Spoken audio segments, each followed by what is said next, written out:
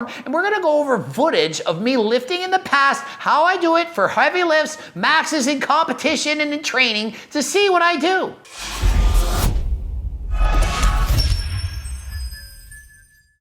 Coach Greg, and today we're gonna be going over the deadlift. We're gonna learn how to deadlift better than last time, get into technique, how to do it properly. The deadlift is one of the best exercises for not only the back, but the entire body.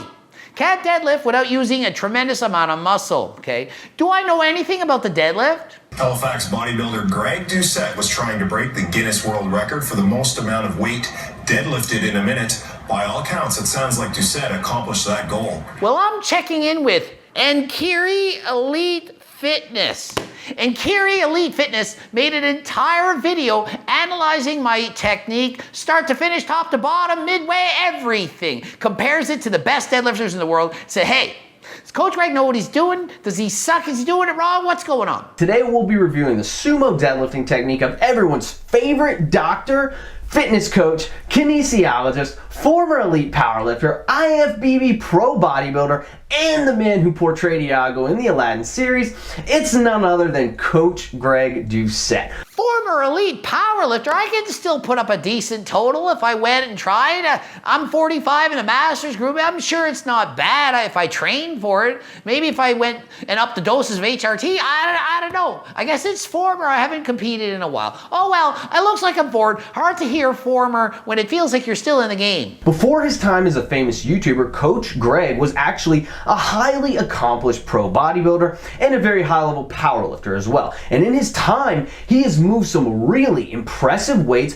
with some pretty dang on crisp and efficient form.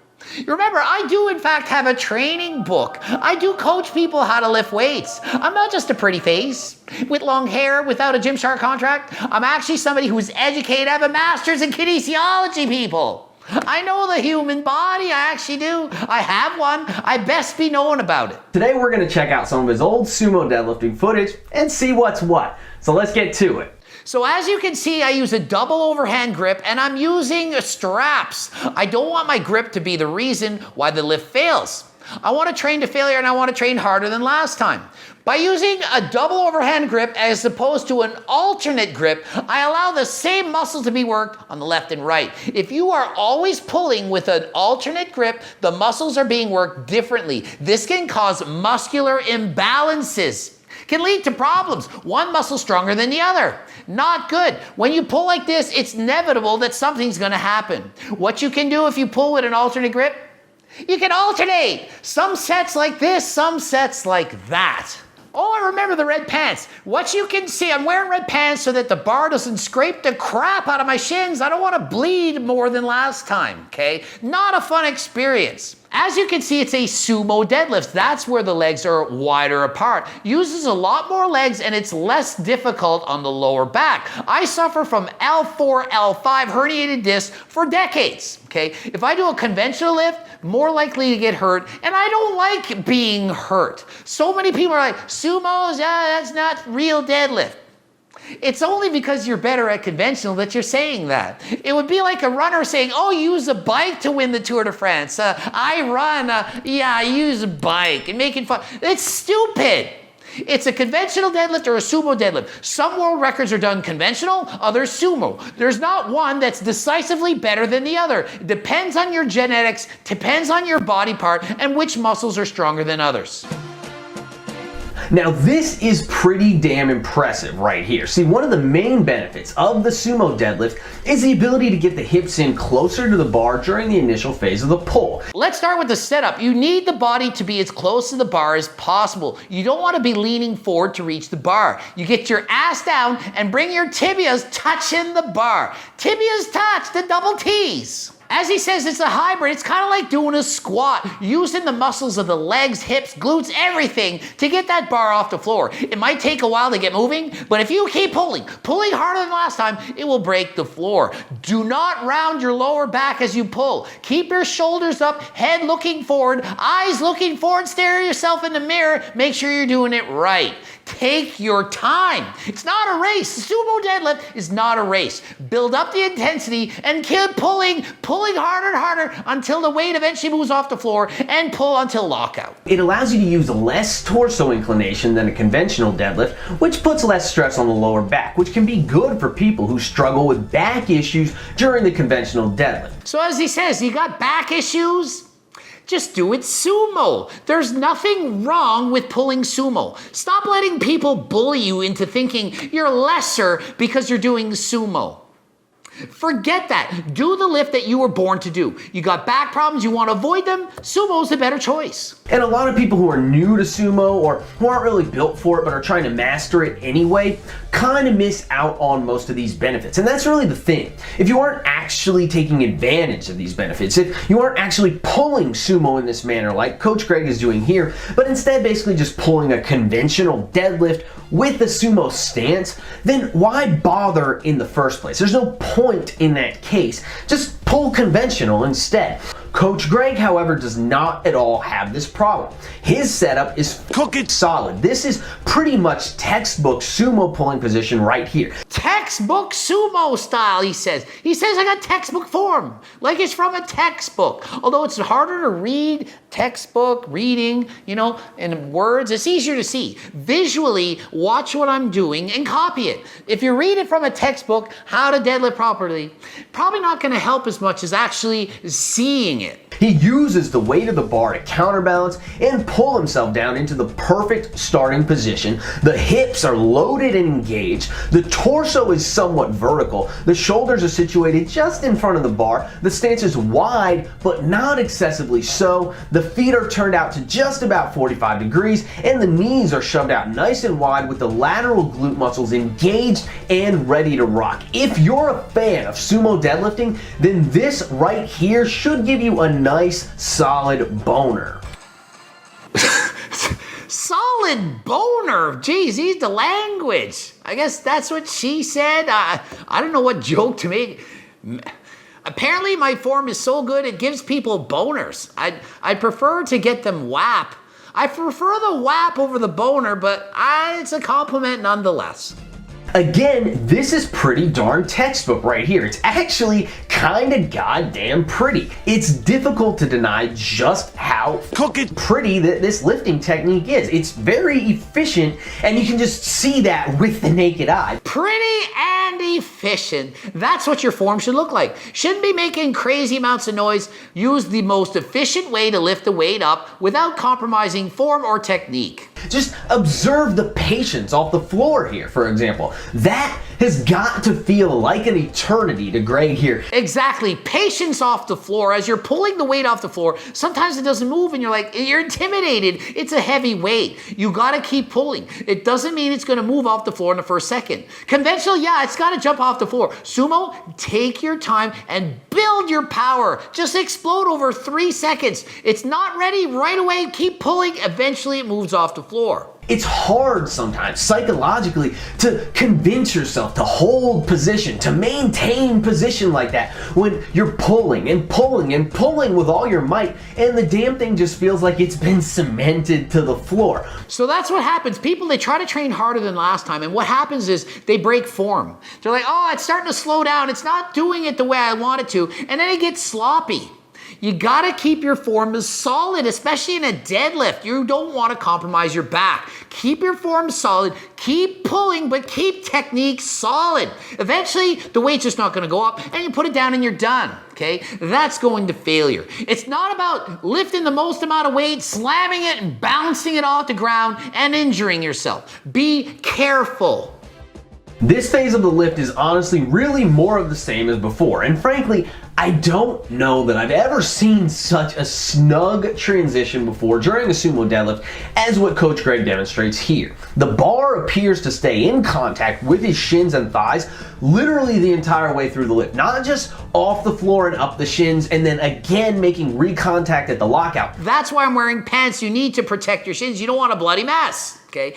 After you get past the knees, you must continue to keep that contact. You need the bar as close as humanly humanly possible to your body. You want that bar to be in contact the entire time, even after it passes the knees. If it's not, you're going to be leaning forward too much. It's going to place more strain on the back. You're not going to lift as much weight. A lot of people are around the lower back at this point, but they'll continue and struggle to get it up and do damage to their back. Keep your technique consistent, and you're almost there. You're almost at lockout. Just keep pulling.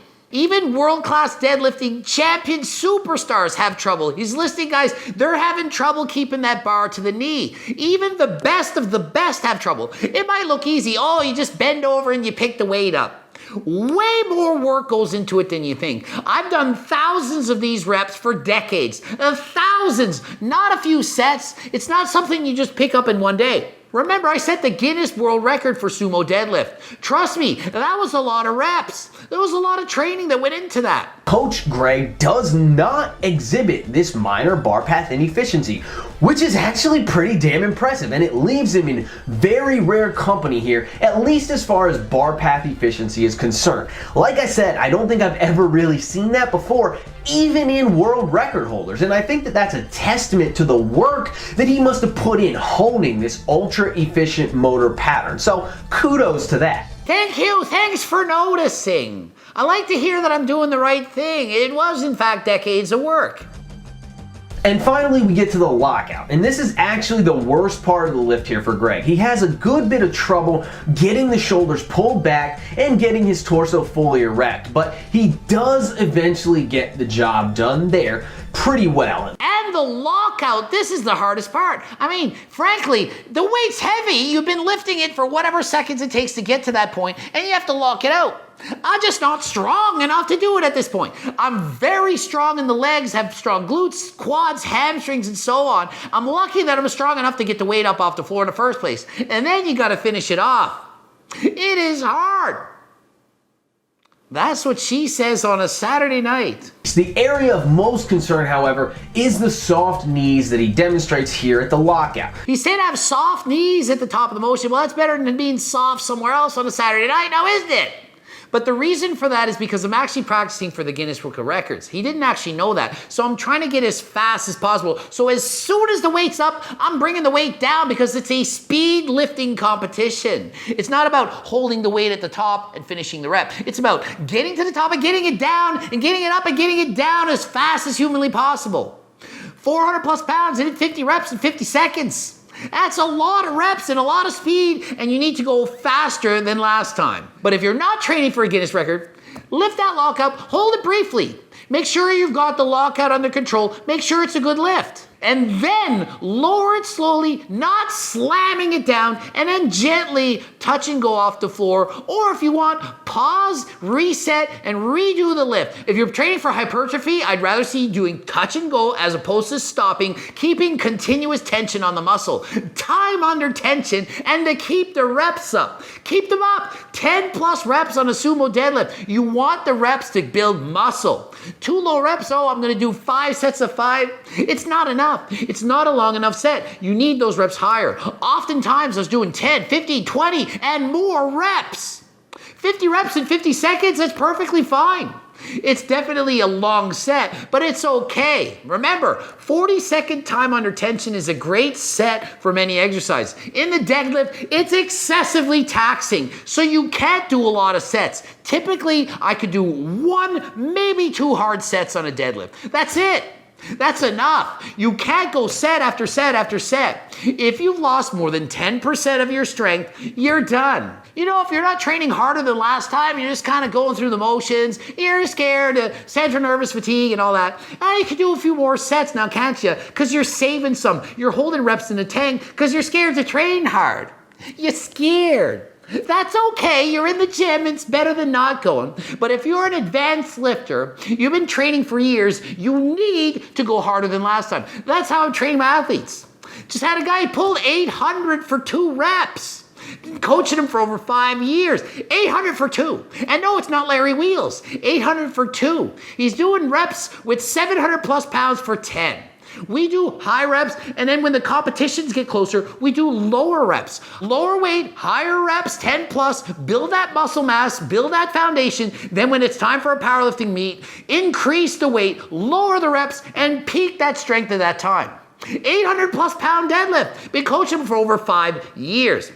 It's clearly working. You might already seen him on my Instagram. Those of you followers, have you seen Alex lift? As per powerlifting competition rules, this is not actually a true lockout. It's a pseudo lockout, and it's also not good for the lower back. We can see that here with Jeff Cavalier's now infamous fake 5-plate deadlift. The knees unlock at the top, which allows the hips to slide forward simply by him leaning back rather than by engaging the glute. And we can see Jeff Cavalieri goes over Jeff's form and says, hey, with the infamous 5 plates, the fake weights that Jeff lifts that he hasn't admitted to yet, well, when he does the lift, at the top of the lift, he bends the knees to get the shoulders back. He does what's called a soft knee lockout, not flexing or engaging the glutes effectively, okay? This guy is an expert. He's analyzing form, doesn't like Jeff's technique. Those of you who think Jeff knows everything, well, not everything. Not even Coach Greg knows everything.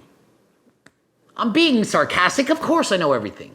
Come on, people. In Greg's case, however, it doesn't really appear to occur that way. We can see here that there's actually a strong glute engagement at the lockout. That's very obvious, but then he undoes that even before a full lockout has occurred by unlocking the knees. So he says, in my case, strong glute engagement at the lockout. I am in fact doing it properly. That is how you want to do it. I'm just doing the speed reps, so I'm lowering the bar as fast as possible in order to get as many reps in as few amount of seconds as possible. It's called the principle of specificity. I'm training as close to the technique that I need in competition as I am in the gym, okay? I'm mimicking what I'm going to be doing during the Guinness record attempt while I'm training in the gym, simply because that is my goal and that's what I'm doing. My theory is that he could do it right if he was cued to do so during the lift. But he's using these touch and go reps. He's doing these touch and go reps. And at the top here, before he's even really locked the weight out, he's already preparing to move into the next rep. And he's mentally focused on the next rep. And because of that, he wants the bar to be situated in a certain way before he starts to lower it. And he wants to shift the stress onto his legs so that he can control the eccentric phase and move swiftly from one rep into the next rep. And we can see where the potential issues with this patterning lie. As mentioned, the lockout isn't all that clean or even really a full lockout at all. I mean, it's a great analysis. This guy, he's got it bang on. He knows what I'm doing and why. He just doesn't understand that I was actually training for a Guinness Book of Records, and that's why I'm doing it the way I'm doing. But he called it. He knows what he's doing. He saw the mistake. If I was doing a 1-rep max, it wouldn't pass properly, and he called me on it. Great for him. Clearly highly educated, highly knowledgeable on the deadlift.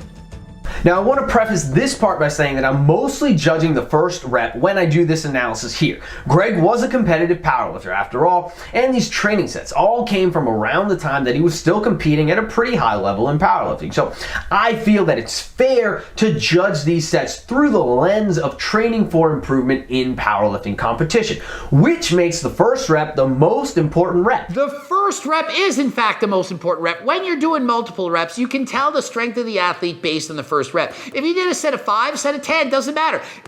It doesn't matter how you're doing. What is important is, was the first rep done properly? Because after the first rep, you're then using a stretch reflex action, and it's going to allow you to lift more weight than you thought you could. The first rep might be all out, but then you can get 2, 3, 4, 5 reps. It's incredible. Don't give up after 1 rep. Try another one. You might just get it. It might even be easier because it's an easier technique to lift the deadlift from the top to the bottom and up rather than starting it from a dead lift. A dead weight sitting on the floor not moving. If you stand up with the weight and then you rebound off the ground, it's easier. It's not a dead lift anymore. It's not a dead weight. It has to be noted that he is also a pro bodybuilder. He's not just a powerlifter. And maybe he didn't really care that much about powerlifting. Maybe he was just using this exercise primarily to build a pair of gigantic legs and wide glutes. So he is in fact correct. If I put all my emphasis on being as strong as possible for 1 rep for powerlifting competitions, I would in fact lift more. But as he says, I'm a professional bodybuilder. The goal is to build muscle, and also the goal is to set that Guinness record. So I train differently than most powerlifters, but it does work. It gives you the goal. You're strong and you look strong. Bigger muscles that can perform a lot of reps, okay? If you want to peak for powerlifting, you sure can. You can stop, reset, do 1 rep maxes, and focus on technique that much more with the enhanced lockout, making sure that you don't cheat any of the reps. And his rating overall for powerlifting on my technique, using what he saw, 4 out of 5. He says it's pretty damn good. It's close to perfect. Just need that work on that lockout and resetting, okay? I can take that rating. It was just kind of a side thing, powerlifting. I was trying to be a bodybuilder, powerlifter, Guinness record holder, all of that. And then on the flip side, from the perspective of general fitness, for the purpose of general strength and hypertrophy, I give Coach Greg's sumo deadlifting technique 4.75 out of 5 stars. Now, I think that might actually be the highest score that I've given out on any lift so far. Highest score he's ever given anyone, 4.75 out of 5. That's pretty freaking good. My technique ain't so bad now, is it? And this is an expert. Does it look like he doesn't know what he's talking about? I mean, he's gone over nearly every deadlift I've posted on YouTube. Does he sound like he doesn't know what he's talking about? 4.75 out of 5. Do you think I'm someone you can trust, that I know what I'm talking about when I talk about technique or how to train? Pretty sure he thinks I know what I'm talking about. You can follow his channel. He knows what he's doing. You can follow my channel. I encourage you to subscribe to his channel. I think he did a great job analyzing my deadlift. Very good at speaking. And he did a 20-minute video talking without messing up. It's very impressive. GregDoucette.com for coaching. Greg Doucette, IFBB Pro. We're blooping up 2 videos. Make sure you watch one. At least one, maybe 2. And until next time, I am out.